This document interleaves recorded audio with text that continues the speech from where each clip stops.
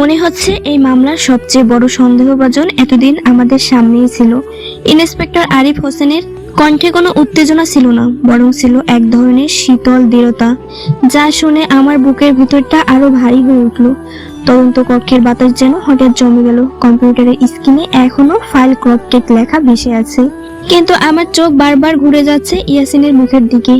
এত বছর ধরে এই মানুষটার সঙ্গে আমি একই ছাদের নিচে সংসার করছি, যার সঙ্গে সুখ দুঃখ ভাগাভাগি করে নিয়েছি, যার কাঁধে মাথা রেখে মেহেরিনের জন্য অসংখ্য রাত কেঁদেছি। আজ হঠাৎ তাকেই সন্দেহের কেন্দ্রে দাঁড়িয়ে থাকতে দেখছি। আমার মস্তিষ্ক কোনোভাবেই এই বাস্তবতাকে মেনে নিতে পারছিল না। আমি জানতাম ভিডিওর কণ্ঠস্বর অনেক সময় বিভ্রান্ত করতে পারে, কিন্তু একজন স্ত্রী হিসেবে আমি আমার স্বামীর কণ্ঠ হাজার মানুষের ভিড় থেকেও চিনতে পারি। সেই কারণে ভয়টা আরো গভীর হচ্ছিল। ইয়াসিন অনেকক্ষণ কোনো কথা বলল না। তিনি ধীরে ধীরে চেয়ারে বসে পড়লেন, দু হাত একসঙ্গে জড়িয়ে ধরে মাথা নিচু করে রইলেন। তার নিঃশ্বাস ভারী হয়ে উঠেছিল। আমি কাঁপা গলায় বললাম, তুমি কিছু বলছো না কেন? অন্তত বলো, ভিডিওতে যে কণ্ঠটা শোনা গেল সেটা তোমার নয়? তিনি চোখ তুলে আমার দিকে তাকালেন। সেই চোখে অপরাধ বোধ ছিল, কিন্তু সেটি এমন অপরাধ বোধ নয় যে একজন খুনির চোখে থাকে। বরং মনে হচ্ছিল তিনি এমন কোনো সত্য এতদিন ধরে লুকিয়ে রেখেছে যা প্রকাশ করলে পুরো পরিবার ভেঙে যাবে। অবশেষে তিনি খুব নিচু স্বরে বললেন, কণ্ঠটা আমার মতো শোনালেই সেটা আমার হবে এমন নয়, কিন্তু আমি একটা ভুল করেছি, এমন একটা ভুল যেটা না করলে হয়তো আজ মেহেরিন নিখোঁজ হতো না। আমার বুক কেঁপে উঠল। কি ভুল? ইন্সপেক্টর আরিফও সোজা হয়ে বসলেন। তদন্ত কক্ষের সবাই ইয়াসিনের দিকে তাকিয়ে আছে। তিনি ধীরে ধীরে বলতে শুরু করলেন, প্রায় 1.5 বছর আগে স্কুল পরিচালনা কমিটির একটি বৈঠকে কিছু আর্থিক অনিয়ম নিয়ে আলোচনা হয়েছিল।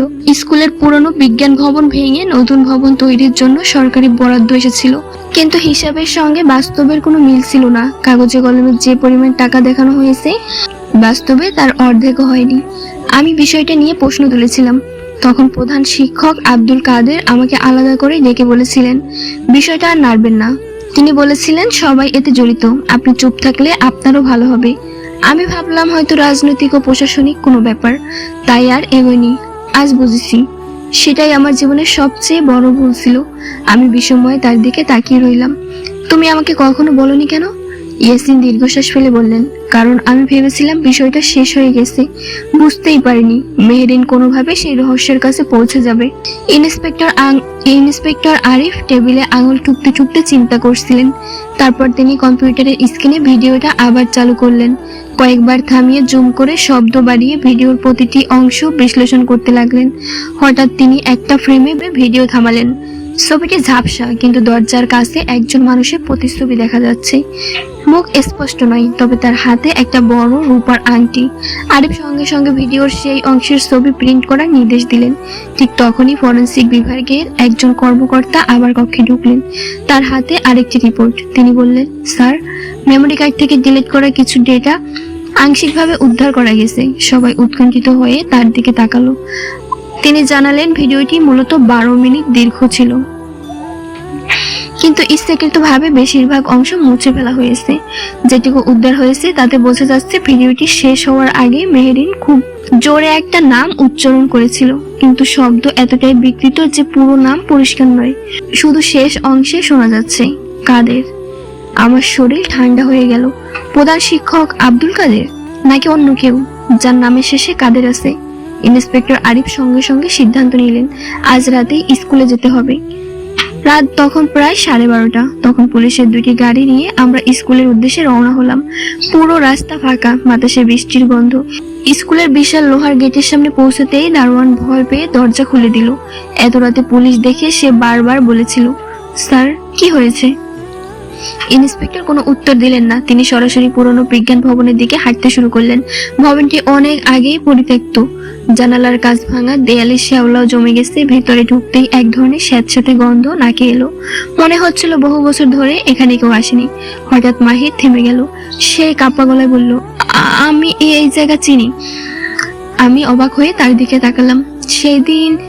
সেদিন আপুকে আমি এখানেই শেষবার দেখেছিলাম।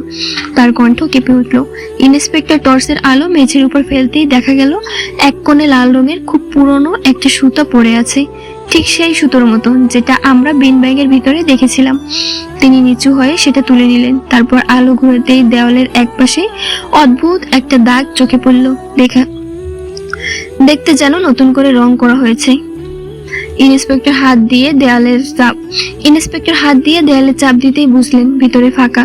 তিনি সঙ্গে সঙ্গে কনস্টেবলদের বললেন, হাতুড়ি আনো। কয়েক মিনিটের মধ্যে দেওয়ালে আঘাত করা শুরু হলো। প্রথম আঘাতে কিছু হলো না, দ্বিতীয় আঘাতে প্লাস্টার ভাঙলো, তৃতীয় আঘাতে দেয়ালের একটা বড় অংশ ধসে পড়তেই ভিতরে দেখা গেল একটি সরু লোহার দরজা। দরজার উপর মরিচিকা পড়ে আছে, মাঝখানে ছোট একটি তালা। মাহির হঠাৎ পকেটে হাত ঢুকিয়ে সেই ছোট রূপার চাবিটা বের করলো, যেটা সে নদীর ঘাটে আমাকে দেখিয়েছিল। তার হাত কাঁপছিল।